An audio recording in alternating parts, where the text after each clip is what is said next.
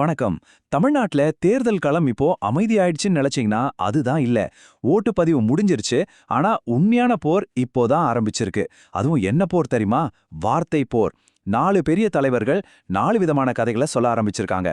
வாங்க இந்த அரசியல் ஆட்டத்துல அடுத்து என்ன நடக்க போகுதுன்னு நாம கொஞ்சம் டீப்பா பார்க்கலாம். 85.15% பார்க்கறதுக்கு இது ஒரு நம்பர் மாதிரி தெரியலாம். ஆனா இது வெறும் நம்பர் இல்ல. இது ஒரு ஹிஸ்டரி. ஆமாங்க. தமிழ்நாட்டு மக்கள் இதுக்கு முன்னாடி இவ்ளோ ஆர்வமா ஓட்டு போட்டதே இல்ல. இவ்ளோ பேர் ஓட்டு போட்டதுனால ஒவ்வொரு ஓட்டும் ரொம்ப முக்கியம். அதனால தான் ரிசல்ட் வர்றதுக்கு முன்னாடியே நாங்க தான் ஜெயிக்கிறோம்னு அவங்கவங்க கதைய சொல்ல இவ்ளோ தீவிரமா போராடிட்டு இருக்காங்க. ஓட்டு பெட்டிகள் எல்லாம் மூடியாச்சு. ஆனா அரசியல் களம் மட்டும் இன்னும் சூடா தான் இருக்கு. மே 4ஆம் தேதி ரிசல்ட் வர்றதுக்குள்ள மக்கள் மனசை ஜெயிக்கிறதுக்கு ஒரு புது போர் ஆரம்பிச்சிருக்கு. இது அறிக்கைகள் மூலமா வார்த்தைகள் மூலமா நடக்கிற போர். சரி, இந்த வார்த்தை போர்ல யார் யார் என்னென்ன சொல்றாங்கன்னு வரிசையா பார்க்கலாம். முதல்ல தவைகோட புரட்சி, அடுத்து நாம் தமிழோட கோபம், அதுக்கப்புறம் அதிமுகவோட நம்பிக்கை கலந்த எச்சரிக்கை, கடைசியா திமுகவோட உறுதி. இப்படி ஒவ்வொரு கட்சியோட வியூகத்தையும் நாம ஒன்னொன்னா அலச போறோம். முதல்ல இந்த களத்துக்கே புதுசா வந்திருக்கிற தமிழக வெற்றி கழகத்திலிருந்து ஆரம்பிக்கலாம். ஓட்டெல்லாம் எண்ணி முடிக்கிறதுக்கு முன்னாடியே அவங்க தலைவர் விஜய் ஒரு வெற்றி கொண்டாட்டத்தை ஆரம்பிச்சிட்டாரு. ஆனா அது தேர்தல் வெற்றியை பத்தினது இல்ல. தவகவை பொறுத்த வரைக்கும் அவங்களோட உண்மையான வெற்றிங்கிறது ஓட்டு எண்ணிக்கையிலையும் இல்லையா. அரசியல்னா அது பெரிய ஆளுங்களுக்கு மட்டும்தான் இருந்த ஒரு மாயையை உடைச்சு இன்னைக்கு சின்ன பசங்கள்ல இருந்து பொண்ணுங்க வரைக்கும் எல்லாரையும் அதை பத்தி பேச வச்சதுதான் அவங்களோட முதல் வெற்றியா பாக்குறாங்க. விஜய் சொல்ற மாதிரி இது ஒரு தொடக்கம் தான். அவங்க வெளியிட்ட அந்த நன்றி குறிப்பை படிச்சு பார்த்தா ஒரு விஷயம் நல்லா புரியுது.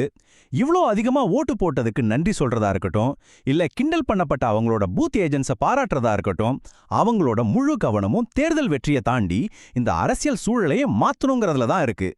சரி, இப்போ அடுத்த கட்சிக்கு வருவோம். இங்க நிலைமையே தலைகீழா மாறுது. கொண்டாட்டத்திலிருந்து நேரா கோபத்துக்கும் குற்றச்சாட்டுக்கும் தாவுறாங்க. இது ஒரு முற்றிலும் வேற மாதிரியான ஒரு அப்ரோச்.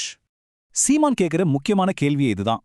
அதாவது போலீஸை கண்ட்ரோல் பண்றது யாரு, ஆளுங்கட்சியா இல்ல எலெக்ஷன் கமிஷனா அப்படின்னு கேட்கிறாரு. பாத்தீங்கன்னா இந்த ஒரு கேள்விதான் போலீஸோட நடுநிலைமை மேலையும் தன்னோட வேட்பாளரோட பாதுகாப்பு மேலையும் ஒரு பெரிய சந்தேகத்தை எழுப்புது. அவங்களோட கோபத்துக்கு மூல காரணமே இந்த கேள்விதான்னு சொல்லலாம். நாம் தமிழர் கட்சியோட இந்த கோபத்துக்கு காரணம் என்னன்னா, 8 மாச கர்ப்பிணியா இருந்த அவங்க வேட்பாளர் ஒருத்தர் தாக்கப்பட்டதா சொல்ற இந்த ஒரு சம்பவம் தான். இதுல இருந்து ஒண்ணு மட்டும் தெளிவா தெரியுது. தேர்தலுக்கு அப்புறம் அவங்களோட முதல் வேலை நன்றி சொல்றதில்ல, நீதி கேட்டு போராடுறது தான். இப்போ அதிமுக பக்கம் வருவோம். அவங்க கிட்ட இருந்து வர்ற மெசேஜ்ல 2 விஷயம் இருக்கு. ஒரு பக்கம் ஜெயிக்க போறோம்னு ஒரு அசைக்க முடியாத நம்பிக்கை, இன்னொரு பக்கம் ஓட்டு எண்ணும்போது தில்லுமுள்ளு நடக்க வாய்ப்பு இருக்குன்னு அவங்க கட்சி ஆளுங்களுக்கே ஒரு கடுமையான எச்சரிக்கை. அதிமுகவோட எச்சரிக்கை ரொம்பவே நேரடியானது. அதாவது ஆளுங்க கட்சியான திமுக தோத்துருவோங்கிற விரக்தியில ஓட்டு எண்ணிக்கையில ஏதாவது தில்லுமுள்ளு பண்ணி பின்வாசல் வழியா ஜெயிக்க பாப்பாங்கன்னு வெளிப்படையாவே குற்றம் சாட்டுறாங்க.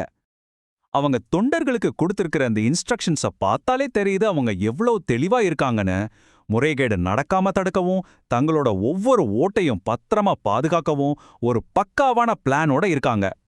கடைசியா இப்போ ஆளுங்கட்சியான திமுகவுக்கு வருவோம். அவங்க தரப்புல இருந்து வர்ற செய்தி ரொம்ப சிம்பிள். முழுமையான அசைக்க முடியாத நம்பிக்கை. அதுல கொஞ்சம் கூட சந்தேகத்துக்கு இடமே இல்ல. இந்த ஒரு வரியில எவ்வளவு பவர் இருக்குன்னு பாருங்க. திமுக ஜெயிக்கிறது தான் ஒட்டுமொத்த தமிழ்நாடோட வெற்றியே அப்படிங்கிற மாதிரி ஒரு தோற்றத்தை இது உருவாக்குது. இது ஒரு ரொம்பவே வலுவான அரசியல் செய்தி.